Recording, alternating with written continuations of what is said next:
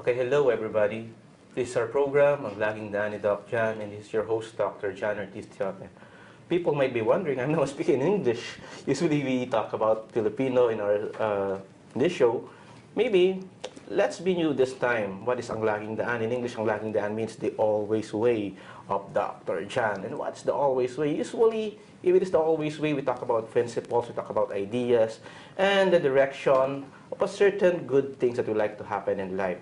Now, at this point, ladies and gentlemen, we need to look at certain aspects pertaining to topics that is happening at present. And what are these topics? We talk about politics, we talk about current events, we talk about even moralities and issues, and even we experiment. Now, at this point of view, ladies and gentlemen, what happened during the last days is about a tragedy, disasters. And our topic for today is so much timely that it is something that may be a solution or some sort of looking at a remedy to these predicaments. Now, our topic for today would be called Viagra. Wow, Viagra, Dr. Jan, what is Viagra? In a certain point, Viagra can cure impotence because certain impotence that is happening in our system needs Viagra. And what is Viagra? Viagra means vigilance in advocating green restoration activities. And at that point, green restoration activities, when you speak about green, we talk about the environment. So we invited a guest who is an expert pertaining to this subject, a world-renowned expert pertaining to having our globe, our Earth more good, and this planet of ours be restored. Because as we look at it in terms of the carbon footprint, the ecological footprint in this planet, we have so many problems. The carrying capacity, we look at the ecosystem, the biodiversity. And at that point, our guest is an expert regarding the subject. And we would ask him about questions on how Viagra, or what is Viagra? Again, let's spell it out. B-I-A-G-R-A. Vigilance in advocating green restoration activities. Green restoration activities. And our guest is the CEO and chairman of the Better Globe International. This is a world organization that is advocating green restoration or preserving the planet Earth. So may I introduce to you our guest, none other than, as I mentioned, Way. Always Way. He's from Norway.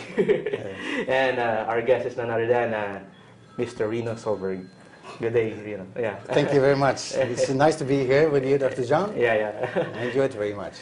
No, Mr. Solberg, Rino, I call you Rino. Yes. Now, to start our show is that I would like you to introduce yourself. Who is Mr. Rino Solberg?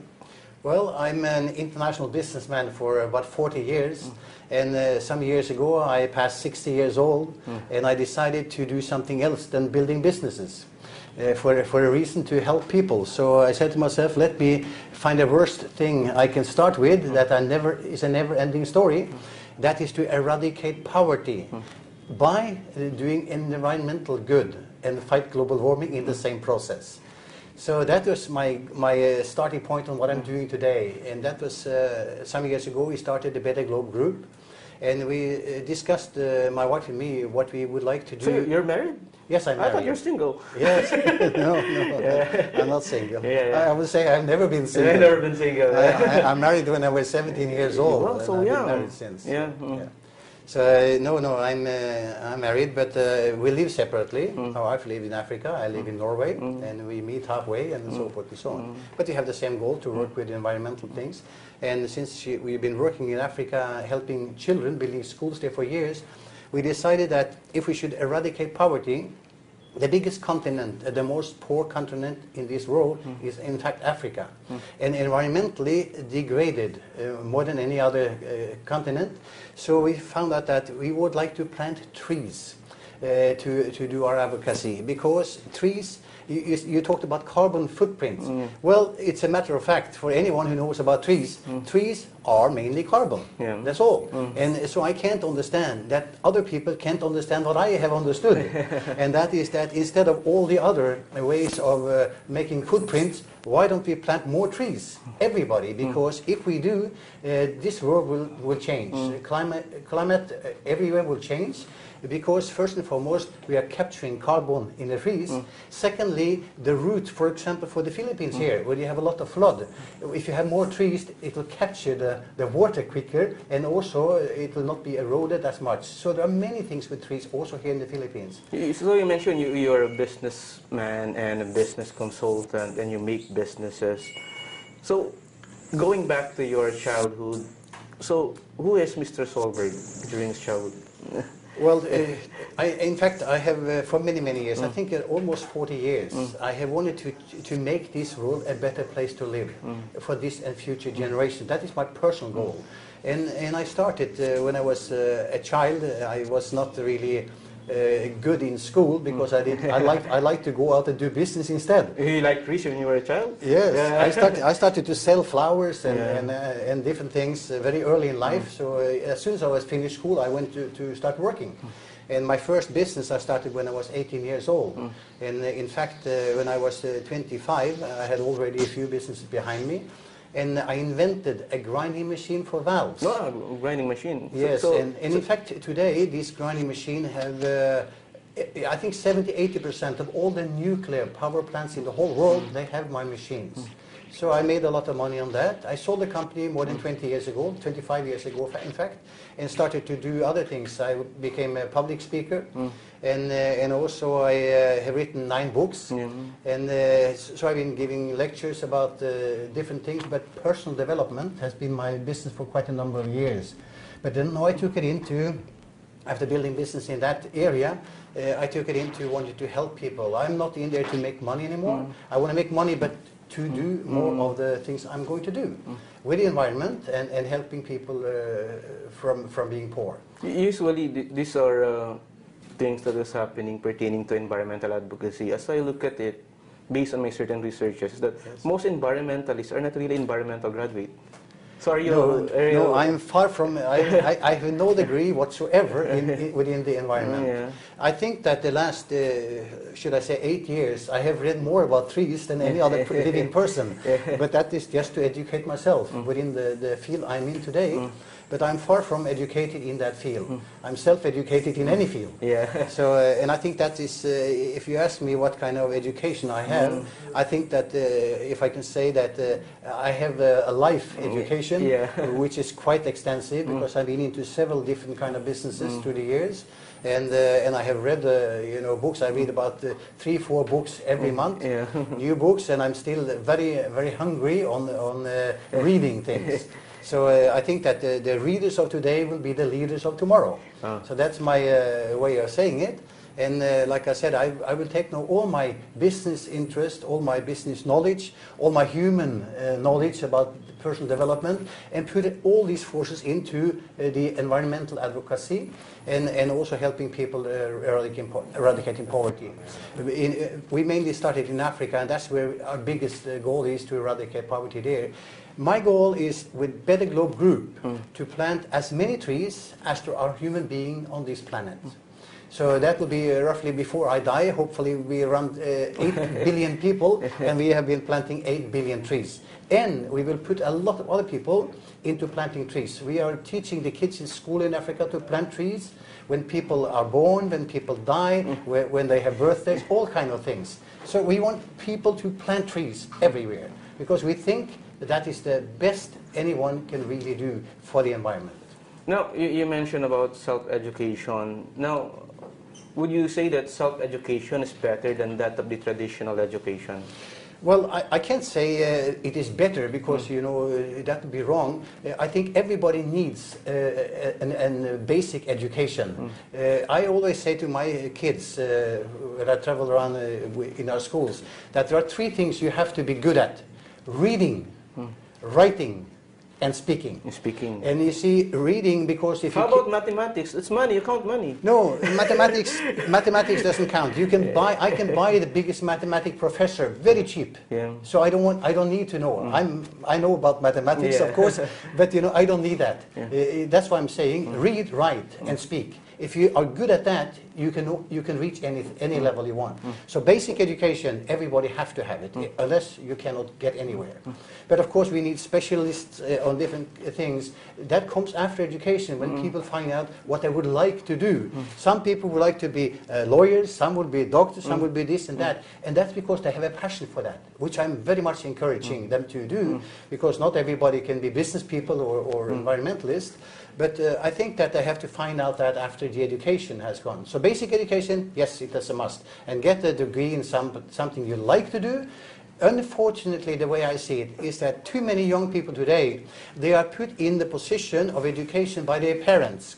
And they're living their parents' life, which I think is wrong. They should take the basic education, get a degree in something, and then you branch off to where you would like to be. Because I happen to know one thing. If you're going to be successful in life, and I don't necessarily talk about money, but success in life, you have to live your passion. Okay.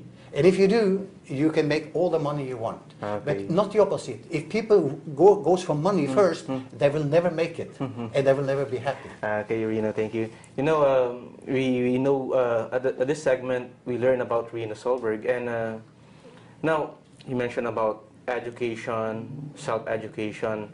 Now, on the second part of our program, we will discuss more and know Rino and his advocacies, specifically his environmental principle.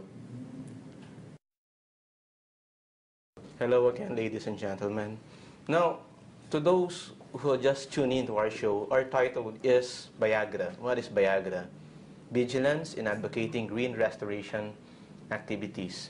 Now, our guest is an expert pertaining to green restoration, and he has an NGO, an international organization, is really taking care of the environment, specifically green restoration. So I would ask you, Rino, what is Better Globe? How many countries does Better Globe have affiliations with? Well, we started in Norway to start a company from there. So because I'm a Norwegian, so that was naturally.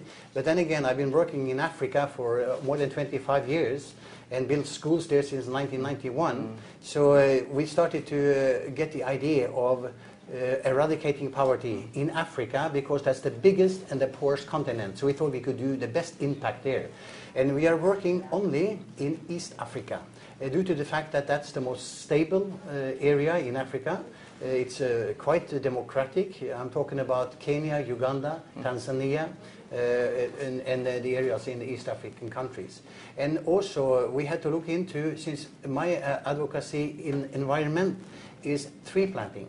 That means we have to find a place where there is land enough to plant trees. For example, in the Philippines here, you don't have 10 million hectares, which I need to plant my advocacy for the rest of my life. So we have looked into which countries are likely to give us that kind of land deals. And we have a very good relationship with the government in Kenya and Uganda. And we're going to get the same in Tanzania when we get there in a couple of years. And we have so far more than 100,000 hectares of land in Kenya, which we are now planting.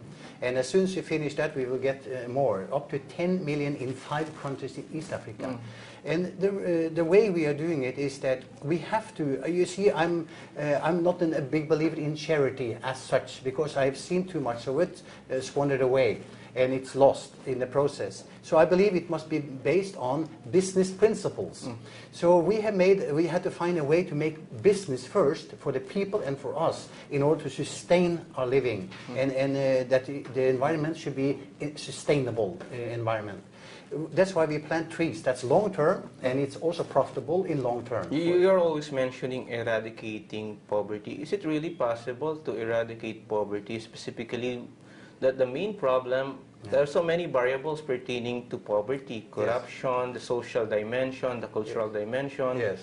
So how could we eradicate poverty? No, let me make it clear. Nobody can ever eradicate poverty, but they can fight poverty.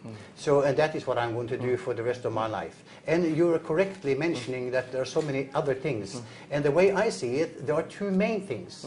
Eradicating poverty needs education, it needs sustainable business, it needs to take care of the environment. But on the other side, in political areas, you have corruption. You have that in the Philippines, you have it in Africa, all over. And the main thing here is that corruption and poverty, they are like two brothers. They go together. When you find one, the other one is. If you eradicate corruption, poverty will be automatically eradicated. That's the way I see it. So in fact, I have written a book, here called Put Integrity First. Yeah. It's about Africa, but it goes for the same in the Philippines. The principles are the same. And so we are fighting corruption by educating people. But I forget about the people who live today in power. The ones who are corrupt will remain corrupt. There's nothing I can do. That's why we're starting school building in Africa, and we teach the kids from nursery level and up about honesty and integrity. We hope that 50 years from now, when these kids grow up and take over their countries, they will know what the difference is. And I know that by fighting corruption, they will automatically help poverty. But Rino, pertaining to education, education is something ideal, but when you go to the actual world, it becomes real. So the demarcation line between idealism and realism has a problem. For example, when an African educated person becomes a professional, he goes to the industry, he goes to the politics. Yes. The reality is that you need to survive. You need to do corruption for you to survive poverty. Yeah, that's correct. So what is the use right now of educating them when in fact when they grow older, they would be eaten by the system? Yeah, no, you're very much right on that. However, I believe that nobody can do everything, but everybody can do something. And for me, I know for sure that out of, let's say I educate 100 children, if 10%, that's optimistic, but if those 10% become presidents in the countries in the years to come, they will in due time change. And we believe that by enforcing honesty and integrity in the children, then at least some of them will remain with that integrity through school and also to the business years. And I've seen it in Africa also, although I would say maybe 95% of the people living in Africa today are corrupt because of the system. They grow up and they become corrupt automatically. You're right on that. However, I think that by the way we do it, maybe we can get the percentage down to 80%, 70 or 60%, and even 50. You never know. And that is enough for me to have a nice living for the rest of my life. Now, you would now compare the African setup and the Philippine setup. Your advocacy is now in the Philippines. Yes. And looking at the setting in the Philippines, Yes. the Philippines per se is that Filipinos are educated, most of us speak English, but the problem is that when you go to the real concept is that there are problems and hindrances to education, specifically mass media. Yes. Yeah. Sometimes instead of the mass media genuinely educating the Filipinos, they are idiotizing the Filipinos. Yes, that is true. So what's the use again of educating them when in fact the main antagonists pertaining to your advocacy sometimes is the government per se, yes, that's and the media per se? That is true. Well, you know, it's a difference. You talked about Better Globe being in different places. We are in the Philippines, but we have a marketing company here, and that's not a tree planting company as such. However, by the marketing, we will also plant trees here, but we will never go into education here, or microfinance, which is the things we're doing in Africa. That's a different market here, and we are not capable of doing that. We have enough area in Africa, and you can never provide us with the land enough to plant trees here. So what we will do here is that we will just go into the carbon credit, which we'll talk about later today, and we'll talk about that, and that is what we're doing in the Philippines, and by that we will plant trees here. So that will help something in the Philippines, but we are not having the same advocacy here as in Africa. But the problem is here is that I do believe in your advocacy planting trees, but the main enemy that we would be having are the oligarchs, because they own the land. Yes, I know. And they like to develop on in a horizontal basis. Yes, that's right. No, that's why that I cannot take on in the Philippines. That is not my advocacy here. What I will do here, I will transform my book from Africa into Philippines, and I will give it out free. I'm not selling that book. I'm giving it out free. Anybody can log into betterglobegroup.com and download that book free of charge. So it's just, we are giving it to schools, universities, in order to help. So that, at least I could do something on a long-term basis. Okay, you mentioned the book is entitled Integrity First. Yes. So how could we instill a Filipino integrity and put back the integrity within the Filipino? Well, I think that when I get the book on the ground as a Filipino book, probably also into Tagalog language, that could be possible, then, and I will give it free of charge to the people who wants to read it, and then the politicians or whoever is in charge will have to take that book into the school system and to the business system, so at least it will But rub the off on politicians someone. won't read it, because that's pertaining to integrity. Yeah, They I know, don't have I it. know. No, that's true. But like I said, you know, we can never make everything happen in once, but at least we can do something. And somebody have to start the ball rolling, and if I can be the one to kick off the ball, I'll be happy with that. But other people will have to take it further on. I will not be able to do that. You would like be a Don Quixote fighting a windmill. Yeah, well, I've been fighting a lot of windmills in my life, and I don't mind, because whatever doesn't kill you will make you stronger. So I'm off to be a very strong person anyway, so I don't mind. That's okay with me. So, in the Philippines right now, projects you plan in the Philippines. Yes. So what are the projects that you have? Well, actually, what we are planning, that is why, as you have seen, we had Mystica here, and she is my managing director in the Philippines. I chose Mystica because she was a celebrity, and that is part of the marketing. We wanted to, instead of spend 10 years telling who are Better Globe, we got a celebrity to promote us. And we are going to do a carbon credit here for the companies. That's the biggest, I think, the input we can get. Because there are many companies in the Philippines who wants to become green companies for the reasons of helping the environment, for the reason of marketing, because the customer would like them to be green companies. But we have invented a fantastic way of doing that, like nobody ever. None in the whole world have the same thing, because when somebody buy trees for use that as their footprint for the business and get carbon neutral, they only buy whatever it is and get the carbon credit. With us, you buy the trees, you get the carbon credit for it, but you also get profit over 20 years on the trees. So that means you make a business on being a green company. Now, you mentioned about the green company. Now, the green company itself has a problem pertaining to sustainable development and specifically balancing profit in it. Now, you know, we hang on that question. You know, ladies and gentlemen, greening the environment is really an advocacy of every citizens of the world, Filipinos, Norwegian, Africans. But the point is that there are antagonists and even barriers pertaining to certain advocacy. So with that, maybe we need to look at certain principle that Rino would be discussing in the third part of our segment. Okay, we're back, ladies and gentlemen. We hang on the question of the green restoration and advocacies. Now, greening the environment.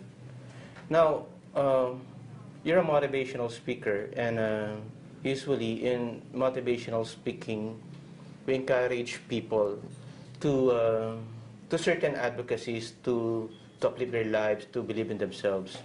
Now, how would you convince us to protect the environment for people watching us right now? Well, of course, you have two types of people if you will make it very simplified. You have the people who are really into the environment, and they will go wholeheartedly into do anything, regardless of money and other issues. They just are passionate about it. Those people will take care of themselves. They don't need my advocacy. However, we have found that in order to make it big and make it strong and be sustainable, which are the three very important factors here, we have to get people to do that because they make money on it. And I think that the way I've seen for 2 years you've been into the Philippines, I think people are very much into making money. And they're good at it also, quite a lot. So I think if we can make, and that is what we have invented, like I said, I'm presenting it, in fact, this time I'm here, a new way of getting into carbon credit. Because some people say carbon credit, yeah, if we have to, we will do it. But you know, we don't feel anything about it. But if we can make money, for example, let's say just a simple rule of thumb. If you were a business owner and I could tell you that by buying 1,000 trees, for example, a year, your company become carbon neutral, if that was the case. Well, what kind of tree should I buy? For example, well, you know, with us, it's very simple. You buy a type of tree that is a mahogany tree. That's the only mahogany tree that grows in semi-arid land. Why mahogany? It's because it's profitable, and we have to have a profit behind it, so that is why. And I would like to stop. You talked about Viagra. Viagra. And I would like to say that I think that our trees, they are called mukau, which is mukau trees, and I think I should baptize them and change them into Viagra. Viagra, yeah. Because in fact they are standing up tall and straight. Yeah. So that might be another a way of saying it. However, the mahogany tree we are planting in the semi-arid land is the only place where they grow very well, and they give a good return back. And that's the prerequisite, because if we get some business people to want to become green with Better Globe, they make profit. If let's say they pay 100,000 pesos, you know, in 20 years time they will get 1 million. 10 times back the money they paid for it, and still they are green companies, so they make a profit on it, which is more than they can make on many other things. So here they become green, doing a good job, helping eradicating poverty, taking care of the climate, and make money in the process, which we think is a fantastic way of doing it. Okay, Viagra is a cure for impotence. Now, would you say that the government leaders of the world are impotent pertaining to addressing green restoration, environmental protection? I have to say that there is a big gap between what they say they would like to do and what they are doing. So I have to answer yes. And I won't say that the Filipino market, the Filipino people are that, because in fact your president here, he has a goal to plant 1.5 billion trees in his period, which is really recommendable. That's fantastic. Can planting trees prevent flooding? Because we recently have floodings. Yeah. Well, I cannot say yes, and because that would be not correct. However, I believe it will help. Not only in the Philippines. You know, you can plant all the trees you can in the Philippines. It probably won't help the world. But if we plant billions of trees all around the world, many billions of trees around the whole world, it will also help in the Philippines. But the trees you're planting in the Philippines will help for the flooding you have here. That is for sure. That I can guarantee. Okay, Viagra is correlated to impotence, and impotence is correlated to sex. Yes. Now, how would you now compare sex to environment? Well, that's a difficult question to answer, but let me answer this way. I think that there is one word that has a common denominator, and that is love. Love for the environment will help the environment. Love for sex will make sex better. So, you know, I think if we have any common denominator, that would be the one. But sometimes there is sex without even love. That is correct, but then money is involved often also. So. And it's forced, and there's all kind of things in between there. So I will not go into that subject, except that I've also written 2 books about sex and love. So I have some passion about that too. So what we need is romanticism on the part of the leaders on loving the environment? I think so. Yeah. If they really find, and I think that I talked about that earlier with you, and that is in fact that if they read about it, they will get educated about it. I had no passion for trees 10 years ago. I wasn't bothered with the trees. I thought that the green people were wasting their time. That was my passion for trees. But by reading about it, understanding it, and getting educated in that matter, I now know what it is. So how could it be romantically involved in the environment? Well, you have something called tree huggers. Why don't they try to hug a tree to start with? Walk in the forest, looking into it, talk to people who love forest. I have a passionate... But if I would hug a tree, people might look at me as like this. Yeah, but that doesn't matter. People have looked at me as crazy also, because I've had a lot of ideas that people didn't have before. So then obviously you are condemned. You're also crucified sometimes. It doesn't matter. The big leaders of the world, they are not scared of getting crucified by anybody. And so is the same with me. People will definitely criticize me for doing all sorts of things, and they will say I have another idea behind it, but it isn't, you know, because my money will come when I'm 80, 90 years old, and nobody can accuse me of wanting money when I'm 80, 90 years old, I think. So I'm doing it for the environment, for the people and for building the society. And like I said, my goal, personal goal, is to make this world a better place to live for this and future generations. I cannot do it alone, but I hope that my knowledge, my experience, and everything I have, and the people I have with me, we will be able to do quite a big cut in that process. Now, in terms of climate change, problems, poverty, let's talk about population. Would you believe that, would you agree with me, or would you agree with people that would say that population is a problem pertaining to poverty? Absolutely. There is no doubt about it. And we have to take that seriously. That is why also we are educating our children today in this birth control and all kind of other things that has to do with, we talked about sex, so they understand that population must be controlled, because there's no way you can fight poverty or get control of poverty if you don't stop the population from increasing. But population increases not just because of birth control, but because of the influence of people within the mass media. Yeah, that is true. No, that's true. I have no comments on that, except that you're right. Absolutely. Because people would say that let us prevent population by having birth control pills, artificial inseminations and everything. But the reality is that people go to sex because they're tempted to do so, because they're watching a movie, the influence of the books, the influence of people surrounding them. Well, in Africa, which I know a lot about, it is dark between 7 o'clock at night and 7 in the morning, very dark. And the people have nothing to do. They don't even have electricity, most of them, so they're inclined to have sex instead, I guess. That's why they produce a lot of kids. So we plant trees instead of having sex. We're planting trees. We hope that they are so tired after planting trees that they don't have time for sex. No, Norway. Speak about Norway. In Norway, how would you compare Norway to Africa and the Philippines? Well, there's not much comparison, I have to say, because in Norway everybody is rich. In a sense that there's no poor people in Norway at all. You don't find them. The only poor people you find in Norway is people who come from other countries going into the streets. But everybody in Norway, we have a social system which has taken care of whatever sickness you have, all is paid for. And you get a nice pension and so forth based on your salaries, of course. So, you know, we have no problems in Norway at all. Like you see, we have no poverty, that's the starting point. And there's no overpopulation, because we are still only 5 million people. 5 million people. That's only Manila here. Yeah, it's much less than Manila.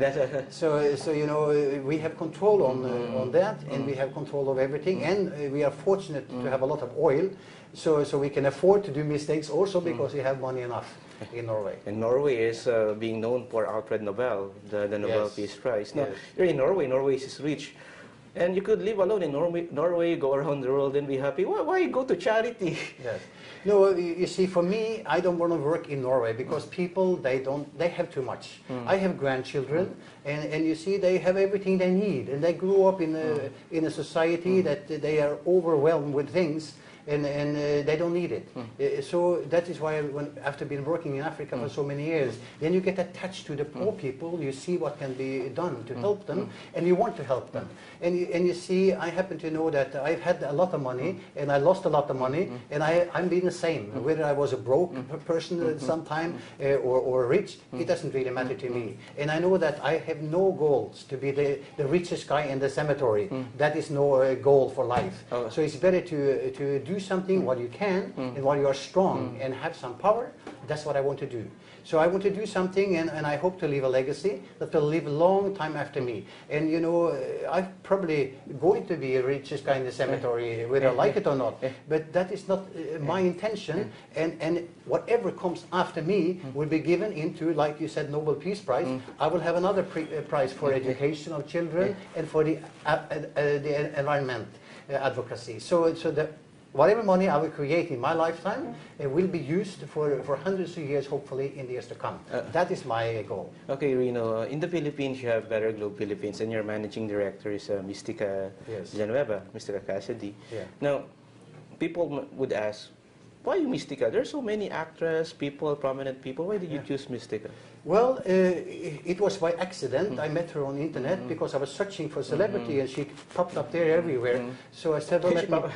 Yeah, she was a good marketeer, so she had marketed herself very well. So I said, let me talk to that woman. And when I told her what I wanted to do, she said to me, Rino, this is really what I like, because I have been there, I have done it, I have won everything, I have been everywhere, and there's nothing much I can get and do in that entertainment business.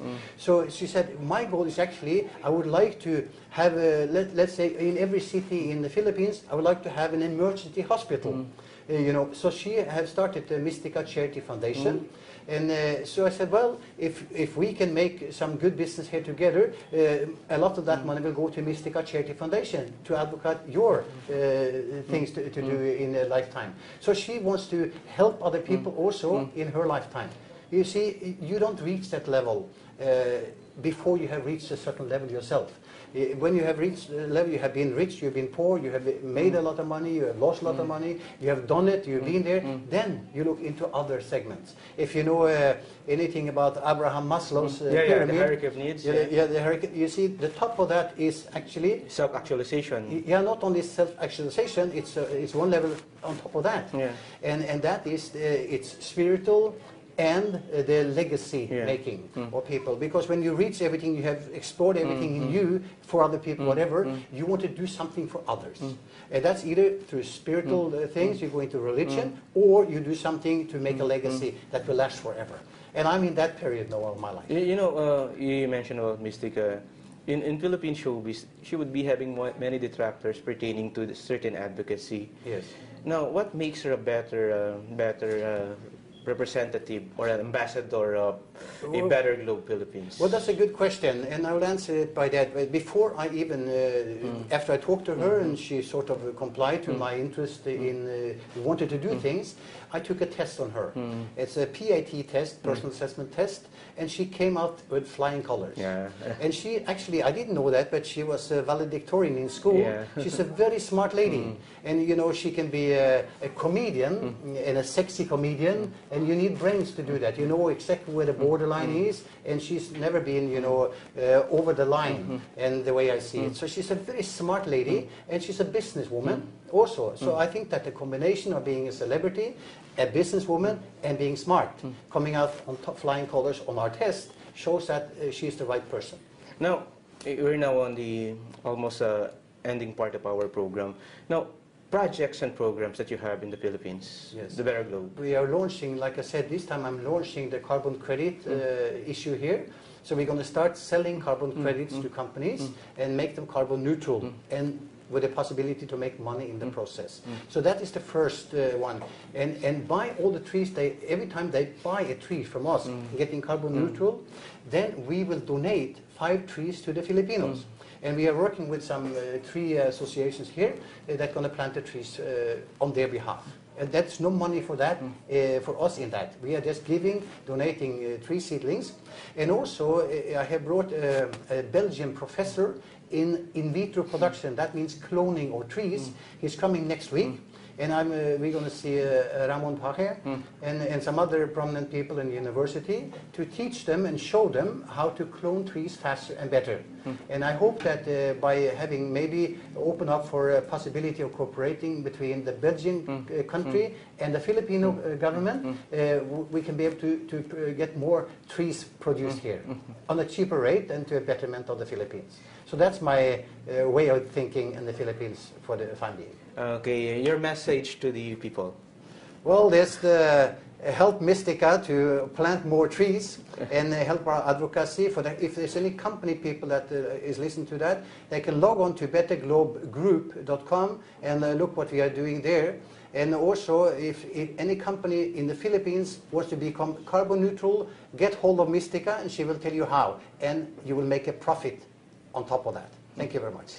Okay, thank you, Rino. Now, ladies and gentlemen, usually we look at good, better, best. In poker, we have good, better, and best. Now, our Earth have a problem as of the moment. Maybe we could consider our Earth is a good Earth.